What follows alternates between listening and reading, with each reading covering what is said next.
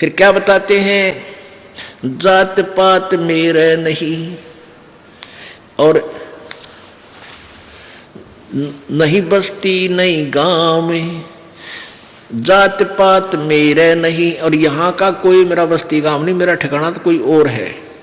गरीबदास अनंत गति नहीं हमारे चाम, ये तेरे जैसा शरीर मेरा नहीं है, चाम वाला नहीं है। नाद बिंद मेरे नहीं, नहीं गूद नहीं गात, गरीबदास शब्द सजा नहीं किसी का साथ। ए स्वामी सृष्टा में और सृष्टि हमारे तीर, दास गरीब अधर बसों में अवगत सत्य कबीर। ए स्वामी, रामानंद जी को कहते, ए स्वामी जी मैं सारी सृष्टि का रचने वाला हूँ, सृष्टा, और ये सृष्टि मेरे तीर, मेरे ही शक्ति के आधार पर ये सब लटक रहे हैं ब्रह्मांड, ये मेरे ही आश्रित है और मैं तो ऊपर अधर सतलोक में रहता हूँ, वहां बसता हूँ। अविगत सत्य कबीर, अविगत जिसकी गति से तुम परिचित नहीं है, जिसके विषय में तुम नहीं जान सकते, और वो मैं सत कबीर अविनाशी कबीर हूँ। सुन रामानंद राम हम और मैं बावन नरसिंह, दास गरीब कली कली हम ही से कृष्ण अभंग। ये तेरे राम और कृष्ण भी मेरे से ही उत्पन्न है, ये हमारे ही आधार हैं।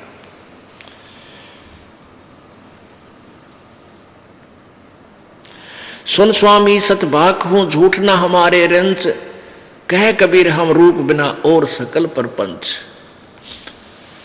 अब रामानंद, गोता मारू स्वर्ग में जा बैठूं पाताल, गरीबदास ढूंढता फिरूं अपने हीरे माणिक लाल। मैं तो गोता मारूं स्वर्ग में पहुंच जाऊं, कभी एक सेकंड में पाताल में बलूं, अपने लाल मोतियों हीरों यानी अच्छी आत्माओं को ढूंढ रहा हूं, आप जैसियों को। इस दरिया कंकर बहुत, यानी यहां निकम्मी आत्मा गणी है, और लाल कहीं कहीं ठोड़, ये बद पुण्य आत्मा की तय है। और गरीबदास माणिक चुगे हम और जीवा नाव, ना मैं जन्मूं ना मरूं, ना मैं आऊं जाऊं, गरीबदास सतगुरु भेद से लखो हमारी ठाव। कि मैं तुम्हारे की तरह जन्म मृत्यु के अंदर नहीं हूं, आवागमन, मरा फिर पैदा हुआ फिर गया फिर आया, नहीं, ऐसे नहीं आता जाता मैं। और मेरी विशेषता किसी सतगुरु भेद से, तत्वदर्शी संत ही मेरे ठिकाने को बता सकेगा और नहीं जान सकता। तो इस प्रकार जब परमात्मा ने साथ ठोकेगा कहा, तो रामानंद जी ने सोचा भाई ये तो बात कुछ ऊंची ऊंची बोल रहा है, इतना कॉन्फिडेंस से बात कर रहा बालक। उस दिन रामानंद जी की कुछ पूजा रह रही थी, क्यों बख्ते उठा ले गया और रवि विवेकानंद कहने का, बच्चा तू बैठ जा, तेरे से लंबी वार्ता करूंगा, तू विश्राम कर, मैं पहले अपनी पूजा कर लेता हूं। रामानंद जी क्या पूजा करते थे? मन में मानसिक पूजा करते थे कर्मकांड की।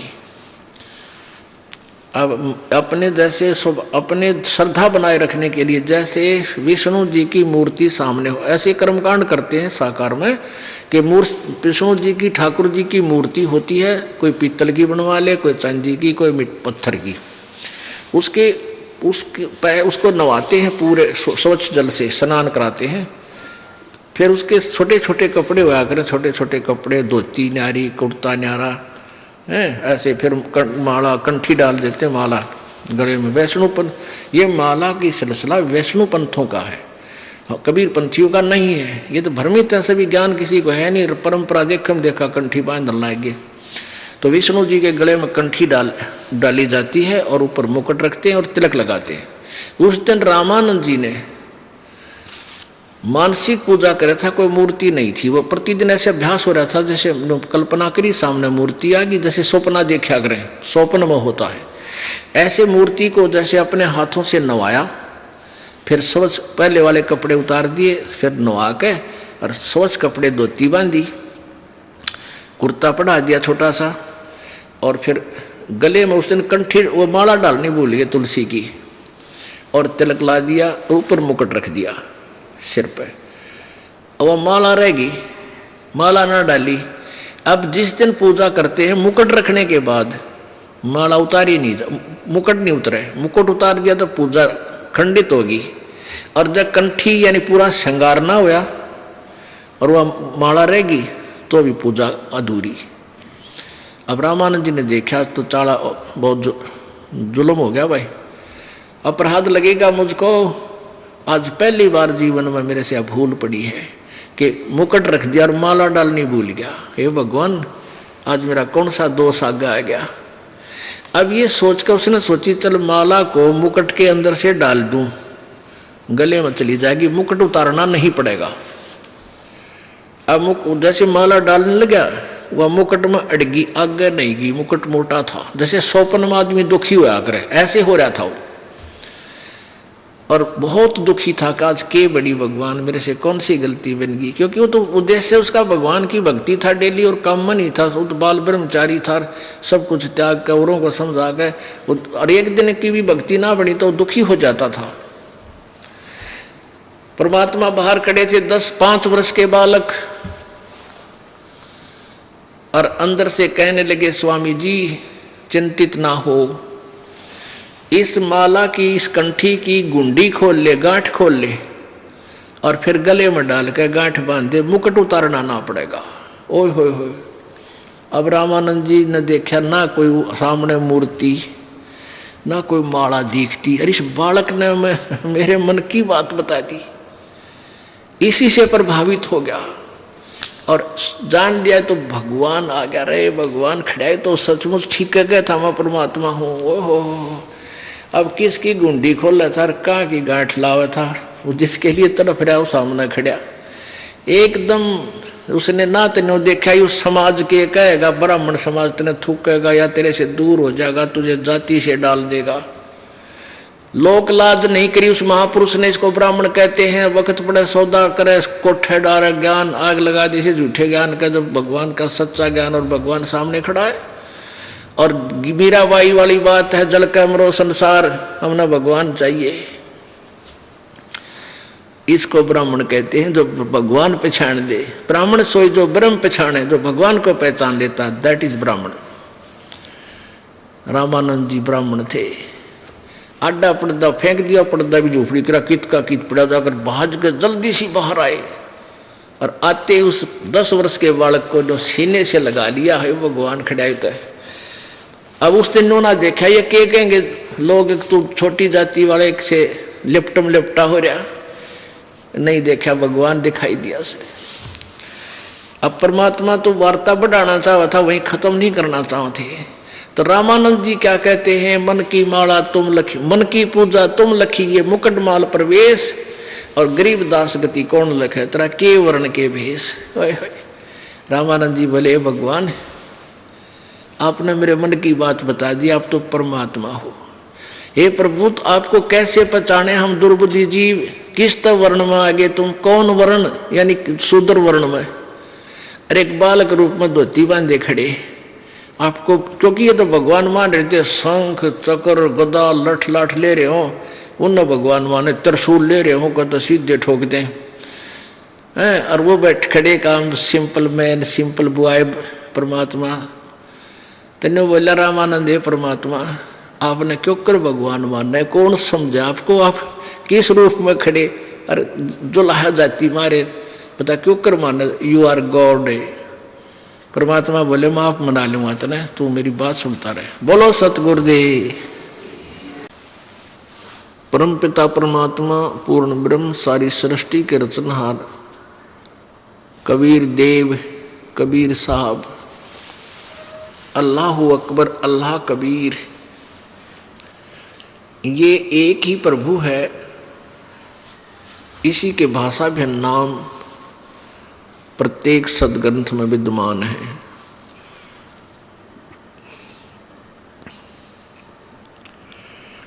ये पूर्ण परमेश्वर है, हम सभी इसी परमेश्वर के बच्चे हैं।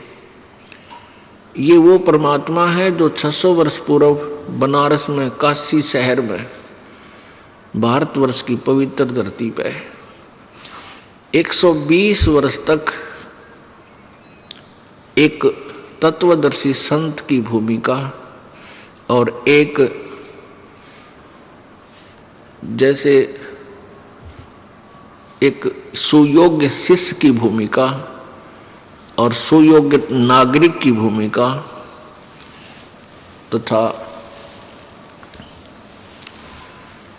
एक ऐसा जीवन जीकर कि जैसे बहुत गरीब व्यक्ति हो, अपने हाथों से काम करके निर्वाह करके अपना कार्य करके अपना जीवन निर्वाह कर रहे हों, वो हमें एक उदाहरण देना चाहते थे कि पुण्यात्माओं, तुम काल के जाल में फंसे हुए हो, तुम यहाँ केवल माया जोड़न की होड़ लगाए बैठे हो, तुम्हें परमात्मा का ज्ञान है नहीं, परमात्मा के विधान से तुम परिचित हो नहीं, काल प्रेरित होकर आप केवल यहाँ खिलौनों से खेलते रहते हो। जिसके संतान नहीं है वो रो रो के भगवान के आगे दूसरी डिमांड नहीं रखता, मेरा संतान दे दे। और निर्धन है वो केवल एक का डिमांड करे, मेरा गुजारा हो, मन धन दे भगवान, मुझे धन दे परमात्मा। और पुण्यात्माओं, इस डिमांड से कुछ नहीं मिलना आपको, क्योंकि सभी मांगते हैं परमात्मा से, मैं राजा बन जाऊं, मैं ऐसा बन जाऊं, मेरी नौकरी लग जाए, मेरा लड़के हो जाए, मेरे ऐसा हो जाए, धन हो जाए। ऐसे कुछ नहीं होगा, क्योंकि आपके संस्कार में जो है वही आपको मिलेगा। फिर उसके लिए दौड़ धूप करते हैं, कोई चोरी करता है, कोई डाके मारता है, कोई मिलावट करता है, कोई रिश्वत देता है, 100 पंगे पाते हैं और फिर भी वैसे के वैसे रह जाते हैं। तो एक तो आप ये विचार कर लेना, अपने हृदय में गांठ लगा लेना, नोट कर लेना कि आपको जब तक आप पूर्ण परमेश्वर कबीर जी की शरण में नहीं आओगे, पूर्ण परमात्मा की शरण का तात्पर्य है कि उनके पूरे संत, पूर्ण संत के माध्यम से आप परमेश्वर की ओट लोगे, शरण ग्रहण करोगे, तब तक आपको केवल वर्क डन, आपका किया कर्म मिलेगा। किसी भी जन्म में आपने पाप किए हैं तो पाप भोगोगे, पुण्य किए हैं तो पुण्य भोगोगे। उसमें कोई परिवर्तन ना ब्रह्मा जी कर सकते, ना विष्णु जी, ना शिव जी, ना ये ब्रह्म कर सकता, ना पर ब्रह्म कर सकता। केवल परम अक्षर ब्रह्म, वो कबीर देव, वो कबीर साहब, वो सत्य पुरुष कर सकता है। और वो भी उनका करता है जो उस परमात्मा के मर्यादा में रहते हुए परमात्मा के नाम का जाप करता है। अब जैसे प्रभु ने कहा कि राम नाम रटते रहो जब तक घट में प्राण, कदे तो दीन दयाल के भनक पड़ेगी कान। अब यहाँ सोच लेते हैं अज्ञानता के आधार पर कि कबीर जी ने राम राम कहने का आदेश दे रखा है। नहीं, राम नाम, राम नाम माने राम का नाम। उस राम का नाम, परमेश्वर का नाम कौन सा है? वो मंत्र वो गुरु जी देंगे। जैसे आपने अभी सुना परमेश्वर की वाणी में कि हर सुमरे सो वार हैं और गुरु सुमरे हो पार। ये एक पद्य भाग है, इसमें राग के अनुसार शब्दों में कुछ कमी छोड़ दी जाती है, यानी अधूरे बोले जाते हैं राग को परिपूर्ण रखने के लिए, तो उसको कोड वर्ड बोलते हैं।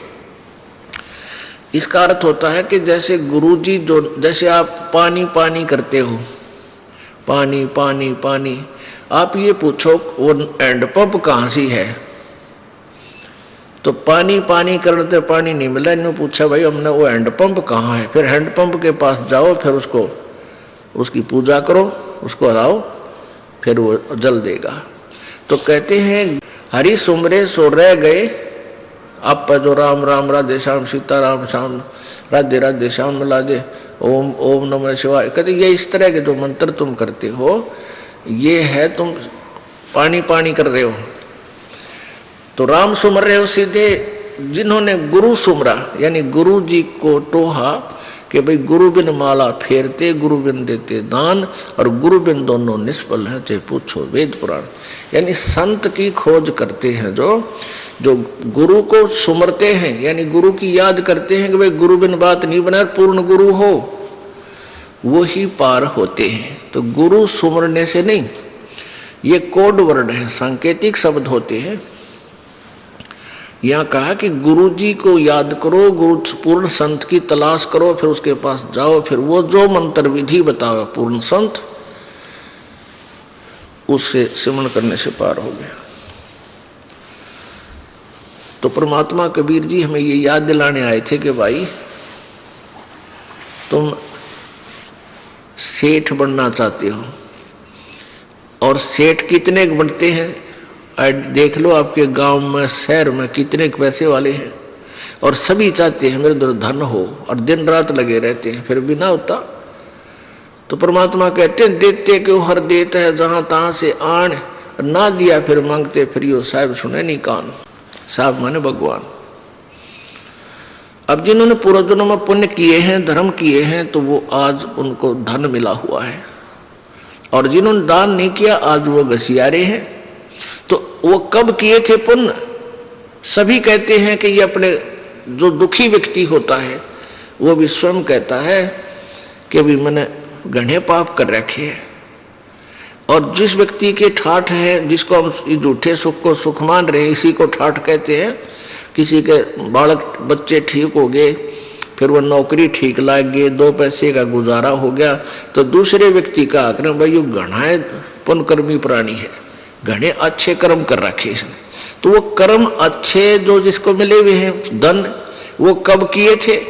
और जो आज पाप भोग रहा है उसने वो पाप कब किए थे? पिछले जन्मों में किए थे। तो आज वर्तमान है, आज जो तुम करोगे तो आगे आपका भविष्य होगा ही नीचे। तो वर्तमान में जो हम करेंगे वो आगे आपको मिलेंगे, भविष्य में मिलेंगे। अब जब तक आप पूर्ण परमात्मा की शरण ग्रहण नहीं करते, कबीर जी की शरण में नहीं आते, तब तक तो आप कितने तो पापड़ बेल लियो, कितनी चोरी कर लेना, कितनी ठगी, कितनी मिलावट, दोनों दुखी होगे। जब आप परमेश्वर कबीर जी की शरण में आ जाओगे, इनके पास एक पावर है, विटो पावर, सुप्रीम पावर। आपकी डिमांड आवश्यकता होगी, परमात्मा समझेंगे इसको ऐसा देना आवश्यक है, तो आपके भाग्य में वो सुख अपनी कलम से और लिख देंगे। कहते मासा घटे न तिल बदे, विद न लिखे जो लेख, साचा सतगुरु मेट कर ऊपर मारे मेख। मासा घटे न तिल बदे, यानी कोई भी भगवान ब्रह्मा जी, विष्णु जी, शिव जी, परब्रह्म ब्रह्म, ये आपके प्रारब्ध में परिवर्तन नहीं कर सकते जरा सा भी। केवल पूर्ण परमात्मा सच्चा सतगुरु मेट कर। अब देखो सतगुरु निरे झूठे भी हैं, सबका जगत गुरु ला रहे हैं, सतगुरु बोलते हैं उनको भी, वो सतगुरु नहीं है। इसलिए सच्चा सतगुरु और कहना पड़े। वैसे तो सतगुरु का अर्थ ही सच्चा गुरु होता है, लेकिन इन काल के दूतों ने अपना बोलबाला घना कर लिया, ये गुरु भी नहीं है, इन्होंने नाम धर लिया सतगुरु भी। तो इसलिए कहा कि सच्चा सतगुरु मेट के, सच्चा सतगुरु ऊपर मारा मेघ, यानी आपके पाप कर्मों को भी पूर्ण परमात्मा कबीर जी नाश कर देंगे, खत्म कर देंगे। जैसे यजुर्वेद अध्याय नंबर 5 के श्लोक नंबर 32 में कहा है, कबीर अंगारी असी। अंगारी माने बंधनों का, अग माने बंध, अग माने पाप, अरि माने शत्रु। अंगारी, अंगारी माने पापों का शत्रु, और बम्बारी, बम्बर माने बंधन, अरि माने शत्रु, बम्बारी। बंधनों का शत्रु, बंधनों से छुड़ाने वाला, बंदी छोड़ कबीर असी परचेता, रत धामा असी, सवर ज्योति रत धामा असी। वो स्वयं प्रकाशित सतलोक के अंदर रहता है, सतलोक वासी है, सतलोक का मालिक है। यजुर्वेद बता रहा है। वो परमात्मा कबीर जी है। तो पुण्यात्मा, जैसे आपको बताया जाता है, परमात्मा कहते हैं कि तुम यहाँ काल प्रेरणा से, काल के द्वारा भ्रमित सारा जीवन खिलौनों से खेल कर बिता देते हो। संतान नहीं, आप संतान मांगते हो, हे भगवान मेरा संतान हो जाए, हे भगवान मेरा संतान हो जाए। पुण्यात्माओं, आप परमात्मा, हमारा जो उद्देश्य है कबीर जी का, हमारे भगवान का, और इस दास को जो ड्यूटी दी है, हमारा मूल उद्देश्य है इस हॉस्पिटल में, ये सतलोक आश्रम में आपके जन्म मरण के रोग काटने का ट्रीटमेंट होता है। इसके अतिरिक्त जब तक आपको कोई एक्स्ट्रा कोई परेशानी है तो वो एक्स्ट्रा कोई एक आधा इंजेक्शन ला दिए जाते हैं, ताकि ये जैसे किसी का बाह आ गया और कैंसर का इलाज हो रहा है, वो बाह का इलाज भी थोड़ा बहुत करना पड़ता है, और मूल उद्देश्य तो हमारा उस जन्म मरण की कैंसर का इलाज करने का। तो हम ये चाहते हैं कि आपने शरण ली है तो उद्देश्य ये रखो कि हमारा जन्म मृत्यु छूटे। मान लीजिए परमात्मा कहते हैं तुम एक बालक मांगते रहते हो, बच्चा ही मांगते हो जिसका संतान नहीं है, और आपको परमात्मा उचित समझेगा तो संतान देगा, और नहीं तो संतान आपको नहीं देगा। क्यों नहीं देगा? क्योंकि उनका उद्देश्य है आपका इस काल के जाल से पीछा छुटवाऊं। अब जैसे क्या कहते हैं, परमात्मा कहते हैं के मांगू कुछ थर ना रहा, देखत नैन चला जग जाई। अब के मांगोगे, एक बालक मांग भी लिया, बच्चा दे दिया, शादी होगी हैं, और शादी हुए पाछे वो लाग गया डाके मारन, चोरी करन, आप भी जेल में, तुम पाछे पाछे काख में थल्ला डाल के वकील के पास अंडे जियो सारी उम्र फिर। तो कहने परमात्मा ये चाहता है कि तुम यहाँ से निकल लो और अपना पीछा छुटवा लो। उनका मूल उद्देश्य ये। तो जिसने ये भक्ति करनी है, मूल उद्देश्य को समझो। फिर भी आपको यहाँ जो आवश्यक वस्तु है आपके लिए मालिक जरूर देगा। इस काल के जाल को समझाते हुए परमात्मा क्या बताना चाहते हैं कि मान लीजिए यहाँ कोई पुण्यात्मा आ गया, आते तो पुण्यात्मा ही है यहाँ पर, फिर उसके बालक की कसक रह गई और बालक मालिक ने ना दिया, क्योंकि परमात्मा नहीं चाहते शुगर के मरीज को चीनी दे दे, डॉक्टर नहीं दे सकता, चाहे वो रो चाहे राजी रो। और मान लीजिए उसने शरीर यहाँ से नाम त्याग दिया और बालक प्राप्ति के लिए कि तो धक्के खानता अंडे गए हुए पति पत्नी, और बालक उसके भाग में है नहीं, होए नहीं। अंत समय में वो ज्ञानहीन प्राणी इसी कसक में मर जाती है, वह बेटी बहन मेरा संतान नहीं हुई, मेरा संतान नहीं हुई, मेरा संतान। फिर काल के करेगा, उसने जहाँ जो जिसकी जिसी मनोकामना लास्ट में होती है उसको उसी ही फुल कर देगा। फिर अगले जन्म में उसने कुतिया या सूरी बना देगा उस बेटी को, और न्यू का गले जा मिले 18 कट्ठे, या तेरी संतान क्या आज कर दूं तेरे वारे नारे। फिर वह सूरी बनकर जन्मे जाएगी, एक ब्यात पर 18। तो परमात्मा कहते इस पंडा छुटवा ले इस बीमारी तय। हमारा मूल उद्देश्य ये है कि तुम्हें सतलोक ले चलो, वहां कभी मृत्यु नहीं, कोई दुख नहीं। इसमें दूसरा कारण यह है कि काल के दूतों ने इतना अज्ञान फैला दिया कि ये कहते हैं जिसका लड़का बालक नहीं है, संतान नहीं है, उसकी तो शकल भी नहीं देखा सुबेरे सुबेरे, यानी इतना मनहूस है। और परमात्मा कहते हैं वो सबसे खुशकिस्मत आदमी है। अब देखो संत मता और जगत मता उसका कति विपरीत विचार है, इसलिए न्यू का जगतकार भगत का न्यू बैर है, विरोध है कि संतों की बात अटपटी लगती है और वो होती है बहुत ही अच्छी, बहुत गुणकारी, लेकिन हम बालक हैं, ऐसे समाज में रहते हैं, परमात्मा संतों की उस वाणी को हम समझ नहीं पाते, बल्कि विपरीत हो जाते हैं, नाराज हो जाते हैं। अब खुशकिस्मत क्यों है?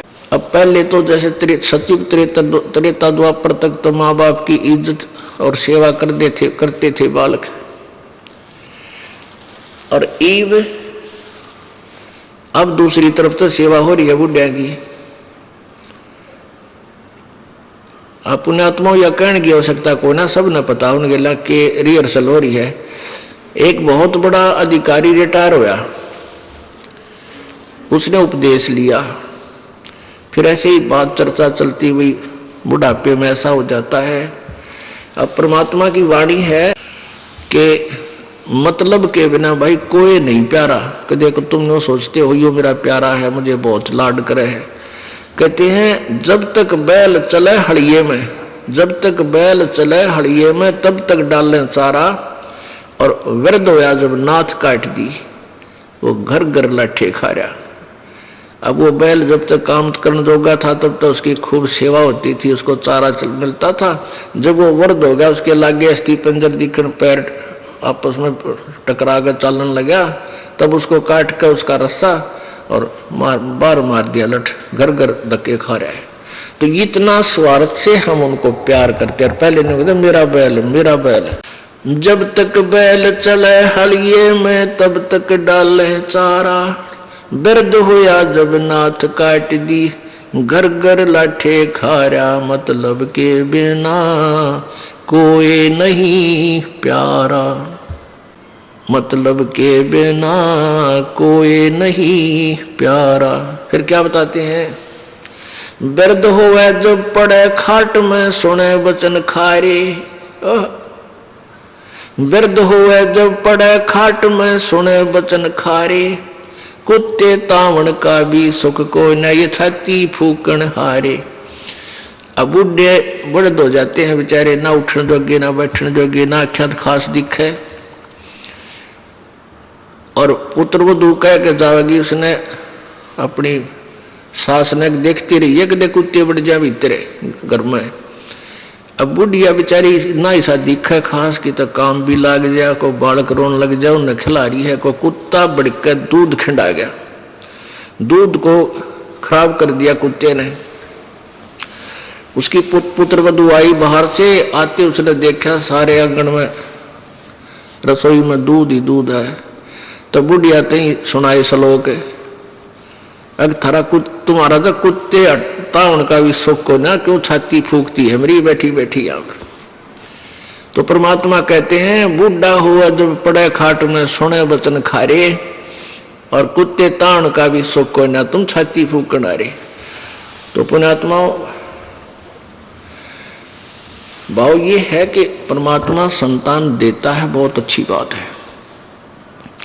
उस अपनी परमात्मा की दी हुई गिफ्ट को परमेश्वर के चरणों में समर्पित कर दे। उन बच्चों का परमात्मा के ही बालक जानकर, अब आप उनका नौकर जानकर, क्योंकि हम उस मालिक के नौकर हैं और उस मालिक ने हमें बच्चे दे दिए, उनकी सेवा करें खूब परमात्मा के बालक जान के। जैसे एक नौकर या नौकरानी किसी सेठ साहूकार के यहाँ नौकरी करती है, उसको बालकों की ड्यूटी लगा दी जाती है बच्चों की, कि इनको तू संभाल, नवा धोवा, इनको खाना बना खिला, और स्कूल में इसके विद्यालय के में छोड़कर लेके आ। तो वो फिर अपनी इस डर से नौकरी करती है, कहीं इन बच्चों की सेवा में कोई कमी आ जाए और मालिक दुखी हो जाए। उसने पैसे दे रखे हैं, बच्चों का भी खर्चा दे रखा है और उसकी तनख्वाह भी देता है। तो वो फिर बहुत डर से सावधानी से कोई कमी नहीं आने देती बच्चों की सेवा में। यहाँ तक देखा था इस दास ने, जब ये दास एक सर्विस करता था जेई की, तो वहाँ एक ऑफिस था हमारा, वो मेन रोड पर गेट था उसका, सामने बिल्कुल खुलता था। वहाँ से तीसरा चौथा मकान था एक अच्छे बड़े सेठ का, कंपनी मालिक का, और उसकी लड़की 8-9 वर्ष की होगी, और उसका विद्यालय था ज़्यादा से ज़्यादा 2000 फुट की दूरी पे। तो उसकी एक नौकरानी रखी हुई थी, वह नौकरानी उसको सुबह छोड़ जाती, पैदल ही जाया करती, थोड़ी ही दूरी पर था। वहाँ गाड़ी गुड़ी कार वगैरह उसने नहीं लगाई थी, जानबूझ कर बालक से थोड़ी दूर चला जाएगा आ जाएगा। और वो शाम में जब उसकी छुट्टी होती थी, वह नौकरानी लेकर आती थी सारी ड्रेस ड्रूस स्कूल की बना के। तो गर्मियों के दिनों में एक छोटा सा छाता होता था, आप तो वह धूप में चलती और उस मालिक की लड़की के ऊपर ऐसे छतरी करके छाया करके लाती थी। तो इस तरह हम फिर जब उसने नौकरी से निकाल दिया उस नौकरानी को, नौकर उस सेठ ने, उसके बाद वह नौकरानी ने उन बच्चों के प्रति कोई ममता नहीं, क्योंकि उसको पता था तेरे नहीं, ये मालिक के हैं। और जब वो वहां से चलने लगी, निकाल दिया तो निकाल दिया, फिर उन बालकों में कोई मोह नहीं, क्योंकि उसका था को नहीं पता था उसको। तो ऐसे ही आप इस भावना से आपको संतान मिली है, उनकी पूजा करो, सेवा करो, उनका ऐसे मालिक के बच्चे जान के भाई उनकी आपकी तरफ से कोई त्रुटि ना रहे। और जब यहाँ से चलोगे तो आपकी ममता इनमें नहीं रहनी चाहिए, नहीं रहेगी इस ज्ञान आधार से कि ये मेरे नहीं थे, ये मालिक के बच्चे थे, मेरे को तो इनकी सेवा की ड्यूटी दे रखी थी और वह पूरी होगी।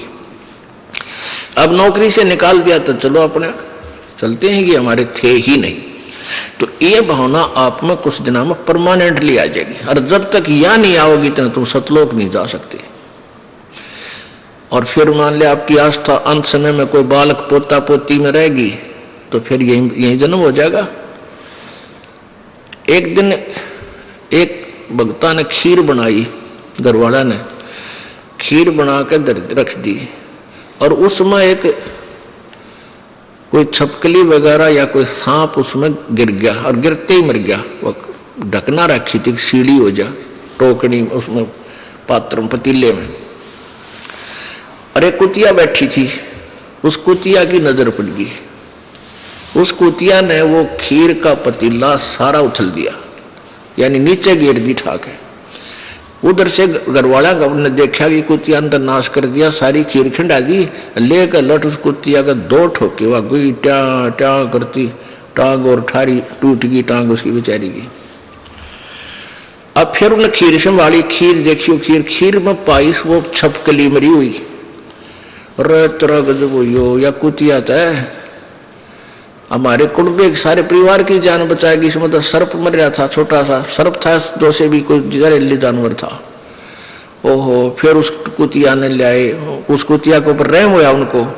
फिर ऐसे ही कोई ज्योतिषी आ गया उनके घर पे, तो वो बोले हमारी दादी मरी थी, वह के बन गई, बोला थारा बारना कुतिया बैठी या बन गई, या तुमने टांग तोड़ रखी इसकी।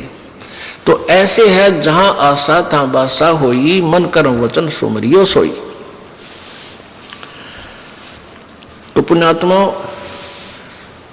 आपको परमात्मा अगर उचित समझेगा तो अवश्य संतान देगा, और ऐसी प्यारी संतान देगा कि वो आपको दुखी नहीं करेगी। और इसी संतान ने के फूका फिर रोज सिर फोड़े, लठ मारे, बूंडा बोले। इस दास का संपर्क है, बहुत से दुखी परिवार मेरे दास के पास आते हैं, वो अपनी कथा सुनाते हैं, फिर बाद में मुझे छक्कर रोना आता है। हे परमात्मा, आज तेरी शरणा होती तो यह दुर्गति मारी भी होती जो आज नादाना की हो रही है। बालक पीटे हैं, धमकावे हैं, और फिर भी उनकी ममता छूटती नहीं, उन्हें हो जा मेरा बेटे के मेरी। तो ये तो अच्छी बात है, लेकिन उनको लाइन पे लाओ। भगवान की दिक् शिक्षा उन्हें मिली नहीं, अच्छा ज्ञान मिला नहीं, रहम उनमें आ नहीं सकता। भगवान की भक्ति से दया उत्पन्न होती है, अंदर से वो पाप खुरापात खुरचे जाते हैं मालिक के भजन से, दान से। दया धर्म का मूल है, पाप मूल अभिमान, और तुलसी दया ना छोड़ियो जब लगट में प्राण। तो ऐसे परिवर्तन होगा तब तुम सुखी होगे। फिर भी परमात्मा अगर कोई लगा है, अर्ज करता है, धीरे धीरे उस परिवार को भी शरण में ले लेगा, पर दृढ़ता से लगा रहे। छोटी मोटी ठू ठा तो चलती ही रहती है। तो ऐसे हम परमात्मा यही बताना चाहते हैं कि मालिक एक, अब जैसे कहते हैं कहावत है, कथा सुना करते हैं बालक में बचपन में, एक बहन का बालक ना थे, और ये समाज इतना काल के दूतों द्वारा इतना भ्रमित कर दिया कि जिसका संतान नहीं उसका जीवन व्यर्थ है, न्यों मान रखे। और संत न्यों कहते हैं उस जैसा सुखी पृथ्वी पर नहीं, जब वो नाम ले रहा होता है, बिना नाम वाला तो वो भी दुखी है, वो भी व्यर्थ है उसका जीवन। यदि सच्चे पूर्ण संत से उसके पास उपदेश है, उसके साथ सुखी पृथ्वी पर नहीं। अपनों के हैं बुढ़ापे में कोई सेवा करनी आ चाहिए, अरे परमात्मा की भक्ति करते रहे, इसी बीमारी ये ना हो जो सेवा की जरूरत पड़े तो चलते चलते हाथ में तेरा शरीर छूट जाए। तो उन सेवादारों की भी डिमांड क्यों रखे बे, मतलब कौन तेरी सेवा करेगा इसे बूढ़े कलयुग में। और मान लीजिए किसी के बेटा बेटी पुत्र वधु भागवान आ गई, पिछले संस्कार में कोई दया भाव है उनमें, और आप कहोगी कैंसर, वो आपको नवा दवा सकते हैं, दवाई दवा सकते हैं, समय पर आपका आहार चाह पानी दे सकते हैं, पर वह चीज कैंसर की तो तन्ने भोगनी पड़ेगी। वो कैंसर की पीड़ा तन्ने किल की मारनी पड़ेगी, बेटा बेटी तरह कुछ नहीं सहारा कर सकते। तो उन बच्चों के लिए जो तुमने सारा जीवन बर्बाद कर दिया, सारा जन्म खो दिया, भगवान भजा नहीं, और वो पाप तेरे ऊपर सारे आगे पहाड़ की तरह गिर गए। अब वो अच्छे बच्चे भी हैं, बताओ के सेवा करेंगे तेरी? अच्छी आत्मा होंगी, बैठकर रो लेंगे अपने पिता के पास, माँ के पास कि हमारे माता पिता बहुत दुखी, कैंसर होगी इनके। तो इस प्रकार हमने अपने जीवन में बहुत प्रयत्न करने की आवश्यकता है, और फिर आप भी सुखी, आपके बालका नबी मालिक के चरणों में लगाओ, सुख हो जाएगा। कुछ कहावत है ये बहुत शिक्षाप्रद होती हैं, लगती हैं उठपटांग सी, तो इनके ऊपर हमने विचार करना चाहिए। अब जो प्रसंग चल रहा है ये विषय हम बदल रहे हैं। परमात्मा कबीर जी हमें ये सदुपदेश देने आते हैं, यथार्थ ज्ञान देने आते हैं। वो चारों युग में आते हैं परमात्मा कबीर जी, चारों युग में आते हैं, और प्रत्येक युग में ऐसे ही सतलोक से चलकर यहाँ पृथ्वी पर आते हैं, और अपनी प्यारी आत्माओं को, जो उनके पूर्व जन्म के कभी भगत थे, फिर वो रह गए ना पा रहे, अब फिर दुर्गति में साझा हो रहा है, कोई भक्ति भी कर रहे हैं, वो भी शास्त्र विरोध कर रहे हैं, उनके पास पहुंच जाते हैं, उनको अपनी शरण में लेते हैं। चारों युग में संत पुकारे, कूक कहा हम हेल रे, हीरे माणिक मोती बरसे, ये जग चुगता ढेल रे। परमात्मा कहते हैं कि कबीर परमेश्वर जी कह रहे हैं कि चारों युग में मेरे संत भी आवाज लगा लगा कर कहते हैं, और मैं भी आता हूँ, मैं भी आवाज लगाता हूँ। हेला, हेल माने हेला देकर, रुक के मार मार के आवाज लगाकर, तेज आवाज से गरज गरज के बोलते हैं, पर हमारी बात ये लोग सुनते नहीं, इन नकली संतों की बातों को यकीन कर लेते हैं। हमारा ज्ञान किने ना सुनिया, पर भी लेन जात है दुनिया। हमारा ज्ञान कोई सुनता कोई नहीं, वो पर भी लेन जा, गंगा में नहाने, जोड़ में किधर तालाब में कहे वहां पर भी लगेगी, और तेरा गजब वही हो। कहते हम जो तत्व ज्ञान बता रहे हैं इसको कोई नहीं सुनता, और पर भी लेने दुनिया जा रेला पर लटक लटक कर, ट्रेनों के ऊपर और नीचे लद के, वो तेरा गजब वही। वो केवल काल प्रेरणा से धक्के दोनों खा रहे हैं, उनके पास यथार्थ ज्ञान ना होने से अपना जीवन व्यर्थ कर रहे हैं। अब परमात्मा हमें चारों युगों में आते हैं और कहते हैं कि तुम जो साधना कर रहे हो ये गलत है, और जो हम बता रहे हैं ये साधना कीजिए।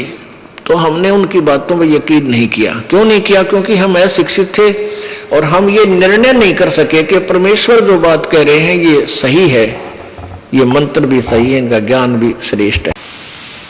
इसलिए हमने परमात्मा की इन वाणी पर विशेष ध्यान नहीं दिया, और अब हम शिक्षित हैं, अब हम सदग्रंथों से मेल कर लिया हमने कि परमेश्वर जो ज्ञान बता गए कबीर जी, वो हमारे सब सदग्रंथों से मेल खाता है। और गीता जी अध्याय नंबर 16 के श्लोक नंबर 23 में कहा कि अर्जुन शास्त्र विधि को त्याग कर जो मनमाना आचरण करते हैं, अपनी मर्जी से साधना करते हैं, जो शास्त्र के विरुद्ध है, उनको न तो कोई सिद्धि होती है, ना कोई सुख होता है, ना उनकी कोई गति हो। इसलिए यूजलेस, यानी कोई लाभ नहीं, व्यर्थ। फिर 24 में श्लोक में कहा है, 16 में जाए के ही, इससे तेरे लिए अर्जुन कर्तव्य और अकर्तव्य की व्यवस्था में, यानी कौन सी भक्ति करने योग्य है और कौन सी नहीं है, उसके लिए शास्त्र ही प्रमाण है, नथिंग एल्स। किसी और की दंत कथा मत मानना, शास्त्रों में लिखा है और वही संत बताता है तो सही है, नहीं तो वो संत नकली है। हमारे सदग्रंथ क्या बताते हैं, वो परमात्मा किस किस को मिले आके। इस कलयुग का इतिहास आपको बताते हैं। आदरणीय धर्मदास साहिब जी को, जो उन्हीं के समकालीन थे जब परमेश्वर आए हुए थे, सन 1398 से सन 1518 तक 120 वर्ष इस धरातल पर रहे। एक मनुष्य जैसा जीवन लीला उन्होंने की। आदरणीय धर्मदास साहिब जी को मिले, उनको वही नाम और ज्ञान बताया जो आज सब सदग्रंथों के अंदर विद्यमान पाया। आदरणीय मलुकदास साहिब जी को, आदरणीय दादू साहिब जी को, आदरणीय नानक साहिब जी को जो सिख धर्म के प्रवर्तक हैं, आदरणीय गरीबदास साहिब जी को जो गांव छुडानी जिला जज्जर हरियाणा प्रांत में जिस उपलक्ष्य में ये समागम चल रहा है, वो इसी उपलक्ष्य में है कि उनको परमात्मा कबीर जी सतलोक जाने के उपरांत फिर पुनः यहाँ अपनी प्यारी आत्माओं को बताने के लिए, ज्ञान समझाने के लिए गरीबदास जी को मिले सन 1727 में, यानी फाल्गुन सुदी द्वादशी, यानी फागुन उतरते की द्वादश, जो आज वो जो दिन है ये द्वादशी का, इस दिन परमेश्वर आकर के सतलोक से चलकर कबीर जी वहां छुडानी गांव में खेतों में, जब गरीबदास जी 10 वर्षीय बालक अपने ही खेतों में अन्य साथी पालियों के साथ, ग्वालों के साथ गायें चरा रहे थे, वहां मिले आके। पुण्यात्माओं, आज का वो शुभ दिन है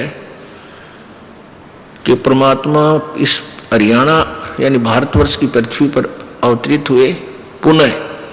पहले तो भारत की ही पृथ्वी पर थे, जैसे बनारस के अंदर काशी में, फिर वहां से अपनी लीला करके अपने जो भगवान क्रिया करता है, भगवान जो सुख देता है, परमात्मा जो के गुण होते हैं वो सारे करके चले गए, वो होते ही हैं।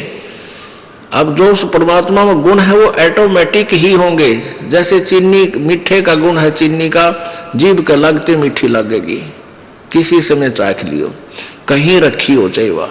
तो ऐसे ही वो परमात्मा अपनी महिमा, अपनी शक्ति वहां दिखाकर चले गए।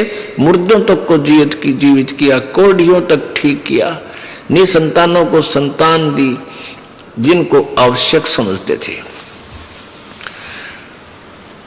अन्यथा परमात्मा ने स्वयं भी, जैसे नीरू और नीमा संतान थे, उनको भी दे सकते थे संतान, लेकिन नहीं, उनका कल्याण करना था, इसलिए संतान नहीं दी। स्वयं आगे बालक बन के उनके, क्योंकि इंजेक्शन, ये काल के दूत इंजेक्शन ऐसा लादे हैं कि वो दुखी हो जाता है जिसका संतान नहीं। एक आवेगी नो कह गया ये बहू का बालक होया, वह सासू नो कहना कुछ न इसकत कुछ ना हो, या तो हमारे छोरे का नाश करेगी।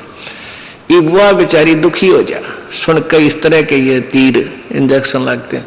फिर वह किसी ना किसी तरह कोई भी 100 जुगाड़ जोड़ते, उसको कितना कुछ बता दे, बेचारी ने सोचा मेरा संतान हो जा, ये रोज के ताने लगे हैं, इन तो पांडा छूटे।